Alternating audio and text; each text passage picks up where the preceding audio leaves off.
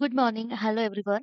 तर आज आपण माझा ट्रेडिंग सेटअप कसा असतो आणि प्री मार्केटमध्ये म्हणजे मार्केट ओपन होण्यापूर्वी मी काय-काय तयारी करते, ते बघूया. म्हणजे कोणते चार्ट्स जे आहेत ते तुम्हाला ओव्हरऑल एनालिसिस कंटिन्यूअस करत राहायचे असतात किंवा कोणत्या गोष्टींचा कोणत्या इंडेक्सवर कसा परिणाम होतो आणि त्याच्या अकॉर्डिंग कोणते चार्ट तुम्ही सतत बघत राहिलं पाहिजे, ते आज मी तुम्हाला सांगते.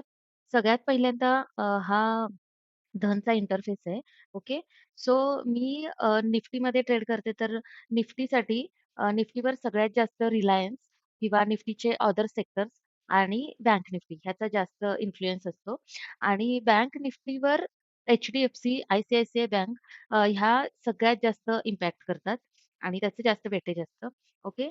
सो ह्या सगळ्यांचेच चार्ट आपल्याला सतत मॉनिटर करत राहायला लागतं.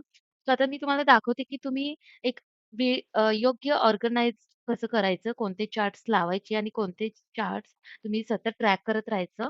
म्हणजे तुम्हाला प्रॉपर डायरेक्शन भेटते ट्रेड करताना. ओके. सो सगळ्यात पहिला आपण निफ्टीचा चार्ट ओपन करूया. इथे निफ्टी दिसत आहे. हे आता माझ्या वॉच लिस्टमध्ये ऑलरेडी आहे म्हणून इथे दिसतंय. हे तुम्ही इथे सर्च करू शकता निफ्टी. ओके. सो इथे निफ्टी 50 आलंय. इथे जे तुम्हाला ट्रेडिंग इथे केल्यानंतर ट्रेडिंग व्ह्यू म्हणून दिसतं. ओके. सो ह्या ह्याच्यावर क्लिक करायचंय तुम्हाला ट्रेडिंग व्ह्यूवर. हा निफ्टीचा चार्ट ओपन झालाय आता. ठीक आहे. सो आता निफ्टीमध्ये सुद्धा मी काय करते, कॉल आणि पुट दोन्ही सुद्धा प्रीमियम आहेत. त्या प्रीमियमचे चार्ट सुद्धा मी ह्याच्या शेजारीच ओपन करत असते. कारण की माझ्याकडे 2 स्क्रीन आहेत आणि हे चार्ट्स मला स्क्रीनवर घेतल्यानंतर ते मला व्यवस्थित दिसतात आणि व्यवस्थित मला बघायला सुद्धा बरं पडतं. कारण की मी प्रीमियम सुद्धा ट्रॅक करत राहते आणि ह्या सगळ्या गोष्टी ट्रॅक करतच मी तुम्हाला बाकीच्या इन्फॉर्मेशन देत असते. आता इथे तुम्हाला निफ्टी दिसते. इथे तुम्हाला मला इथे कॉलचा लावायचा आहे चार्ट. तर मी इथे ऑप्शन चेन आहे.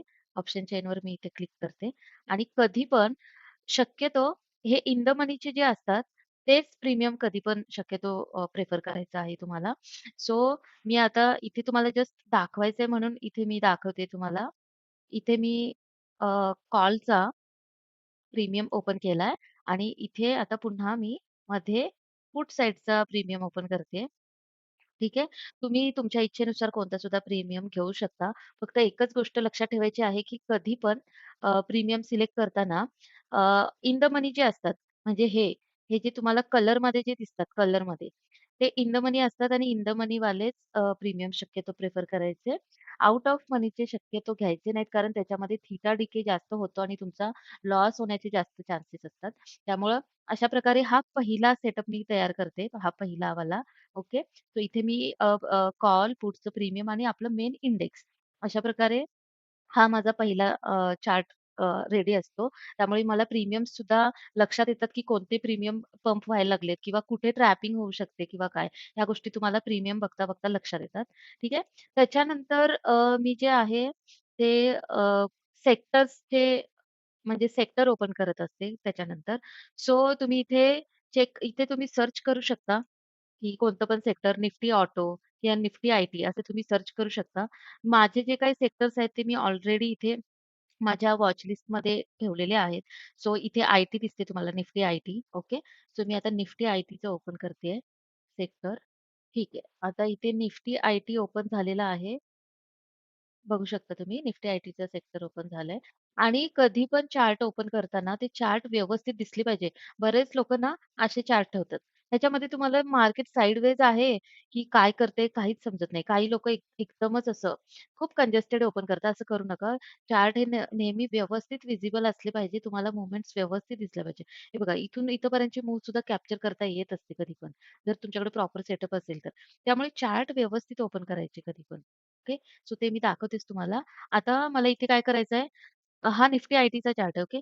सो मला निफ्टी 50 मध्ये ट्रेड करताना Nifty IT, auto sector, pharma sector आणि त्याचबरोबर रिलायन्सचा चार्ट सुद्धा मला अ, ह्यामध्ये ट्रॅक करायचा असतो. कारण रिलायन्सचा सुद्धा खूप जास्त इम्पॅक्ट पडतो निफ्टीवर.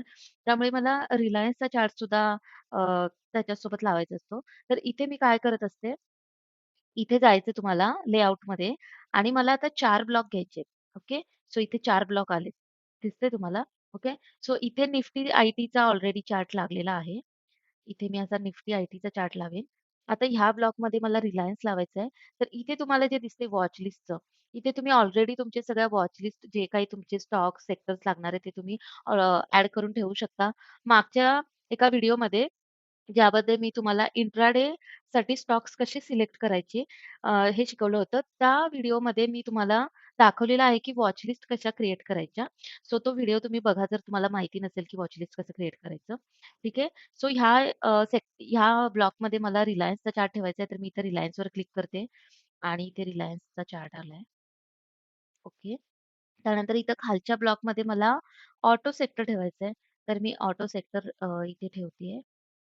आणि ऑटो सेक्टरचे मी इथे चार्ट लावलाय आणि त्यानंतर मला ह्या ब्लॉकमध्ये पाहिजे फार्मा सेक्टर. ठीक आहे. सो इथे आहे फार्मा सेक्टर. हे मी ऑलरेडी वॉच लिस्टमध्ये टाकून घेतलेलं आहे. ओके. So yes. सो आता हे चार्ट सुद्धा आलेले आहेत 4 आणि ह्या गोष्टींचा इम्पॅक्ट सुद्धा निफ्टीवर पडत असतो. तुम्ही बघता आय-टीच्या सुद्धा आता आजकाल ले ऑफ वगैरे सुरू आहेत, तर खूप साऱ्या न्यूज येतात आणि त्यामुळे आय-टी सेक्टर सुद्धा पडतं.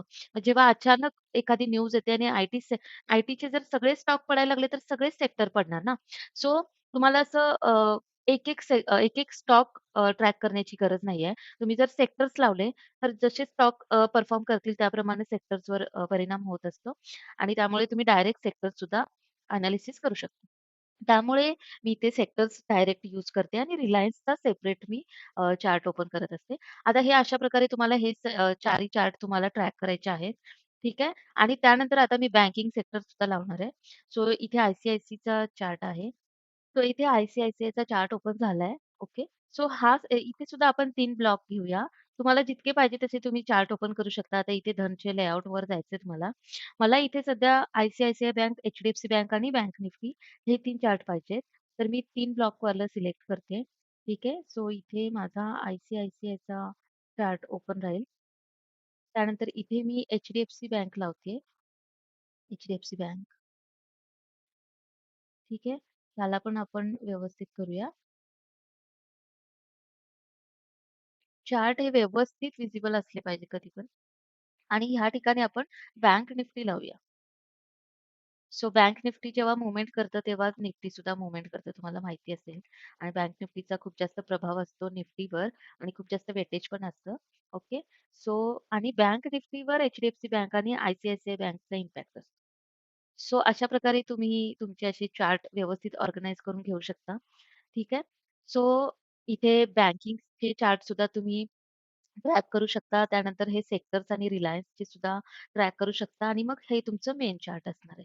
अशा प्रकारे हे सगळे चार्ट तुम्हाला अ, सतत ट्रॅक करत राहायचे आहेत. ते कुठल्या साइडला जात आहेत, त्यांच्या काय मूव्हमेंट सुरू आहेत सध्या, ह्या गोष्टी तुम्हाला सतत बघत राहायचं आहे आणि मग त्यावरून तुम्ही डिसिजन घेऊ शकता आणि त्याच्यामुळे तुम्ही ट्रॅपिंगपासून सुद्धा वाचू शकता. ठीक आहे.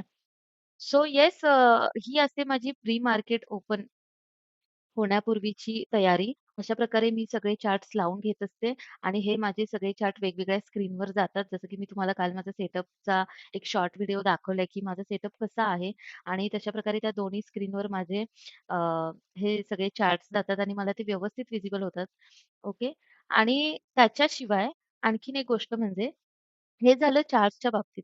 आता मार्केट ओपन होण्यापूर्वी कोणत्या गोष्टी बघितल्या पाहिजेत? मार्केट ओपन होण्यापूर्वी. हे मार्केट ओपन झाल्यानंतर तुम्ही हे सगळे चार्ट ट्रॅक करत राहणार आहे. पण मार्केट होण्यापूर्वी अशा कोणत्या गोष्टी असतात, की ज्या गोष्टी तुम्ही सतत चेक करत राहिलं पाहिजे, बघत राहिलं पाहिजे आणि त्याच्यावरून तुम्हाला अंदाज येतो, की आज मार्केटचा ट्रेंड कसा असणार आहे. ओके. सो हे पण तुम्हाला जाणून घ्यायचं असेल तर मला कमेंट करून नक्की सांगा. आणि व्हिडिओ आवडला असेल तर प्लीज लाईक करा, शेअर करा आणि जास्तीत जास्त लोकांपर्यंत पोहोचवा आणि चॅनलला अजूनही सबस्क्राईब केलं नसेल तर प्लीज चॅनलला सबस्क्राईब करा. Thank you.